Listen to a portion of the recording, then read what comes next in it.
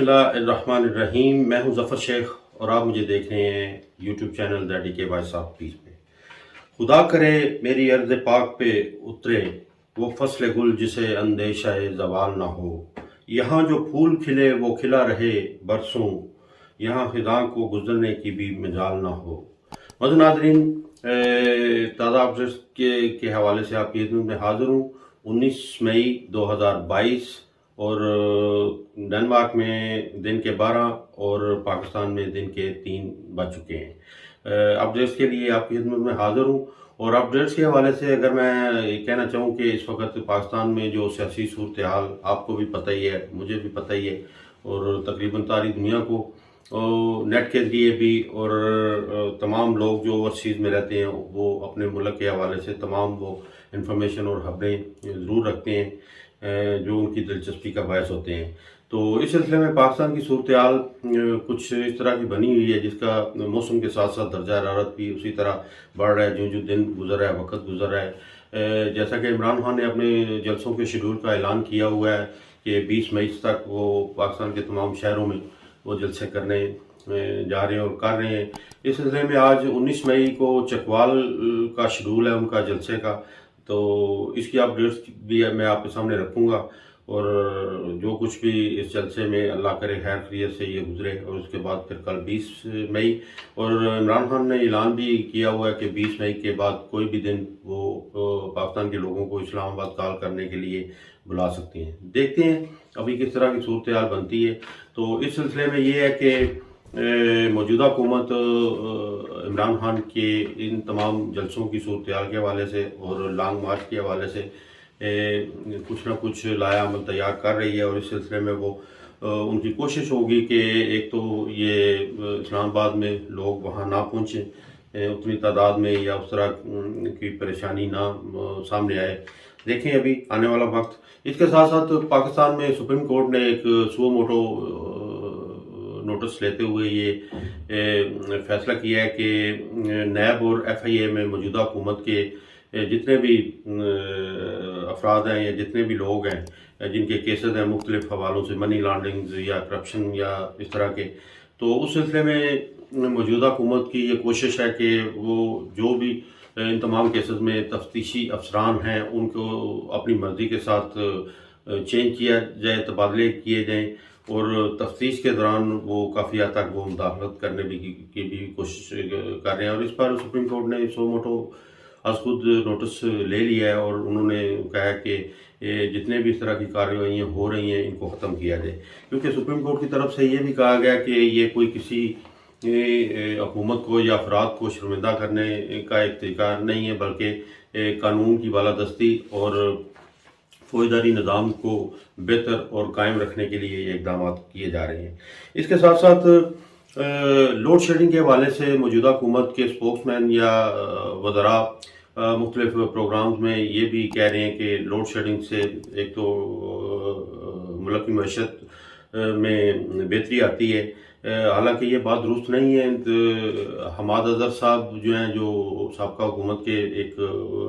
वज़ीर भी रहे हैं, उन्होंने कहा है कि लोड शेडिंग से, और ये मैं भी समझता हूँ कि किसी भी मुल्क में जब लोड शेडिंग होती है तो वहाँ का तमाम इंफ्रास्ट्रक्चर जो होता है मुख्तलिफ इदारों का रोज़गार के हवाले से वो सारा बहुत ज़्यादा मुतासर हो जाता है, जिसकी वजह से मईशत पर भी बड़ा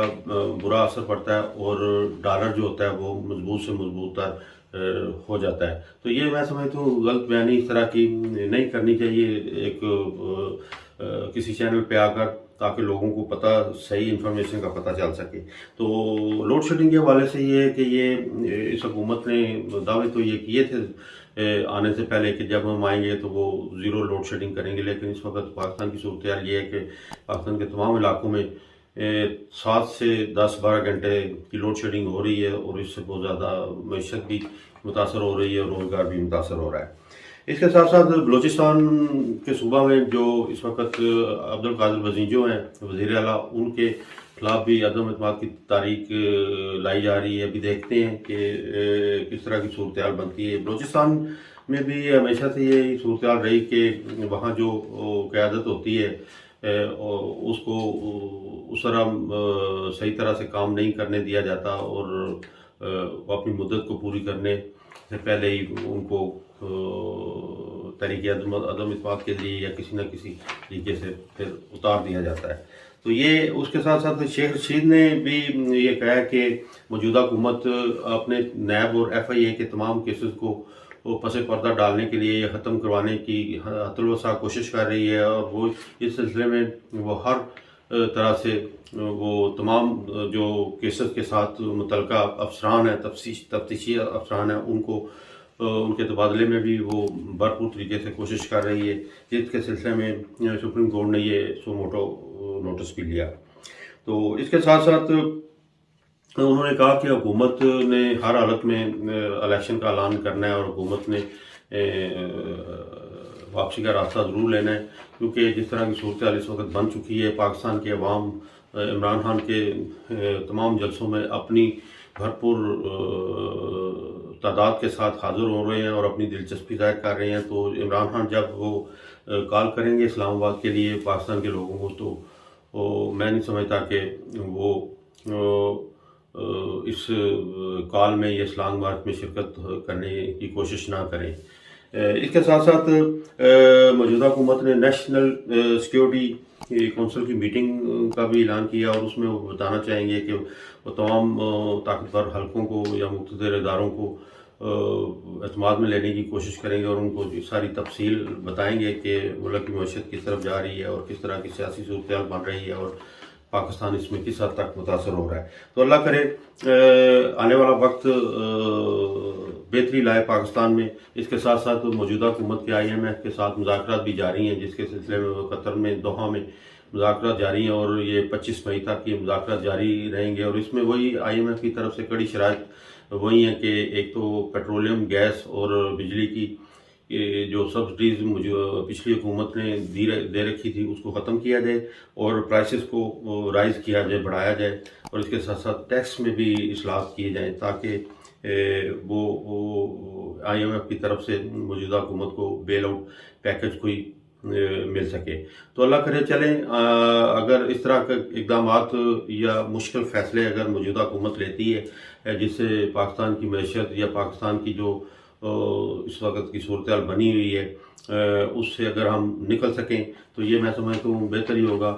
باقی سیاسی مخالفت یا سیاسی سرگرمیاں تو ساتھ ساتھ چلتی رہیں گی۔ فواد چودھری نے بھی یہی کہا کہ جتنے بھی موجودہ حکومت کے افراد پر کیسز ہیں ان میں یہ حکومت بھرپور طریقے سے مداخلت کر رہی ہے۔ ان کی کوشش ہے کہ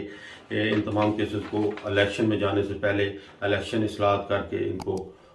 ختم کیا جائے۔ تو الیکشن اصلاحات میں مین جو فیکٹر ہیں یہ ایک تو کیسز ہیں، اور دوسرا ای وی ایم مشین کا جو ہے یہ قانون یا یہ جو تجویز ہے اس کو ختم کیا جائے، اور اوورسیز کے ووٹنگ کے رائٹ کو بھی ختم کیا جائے۔ تو اس سلسلے میں پچھلے ولاگ میں بھی بتا چکا ہوں کہ اگر یہ اوورسیز کے حوالے سے ووٹنگ کے حق کو محروم کرتے ہیں اوورسیز کو، تو اس سے کافی حد تک دھچکا لگے گا پاکستان کی معیشت کو اور پاکستان کو، کیونکہ اوورسیز یہ سمجھتے ہیں کہ اگر ان کو یہ رائٹ نہ دیا گیا تو پھر وہ اپنا زر مبادلہ میں کنٹریبیوشن اس طرح سے نہیں کر سکیں گے۔ تو دیکھتے ہیں، اللہ کرے آنے والا وقت۔ اس کے ساتھ ساتھ ایک سابق اٹارنی جنرل ہے صاحب عرفان قادر صاحب، انہوں نے سپریم کورٹ کے اس فیصلے کو جو انہوں نے سو موٹو لے کر یہ مداخلت کی ہے کہ نیب اور ایف آئی اے میں جتنے کیسز ہیں ان کے تفتیش میں یہ موجودہ حکومت مداخلت نہ کرے، اس سلسلے میں انہوں نے اپنے تحفظات کا بہت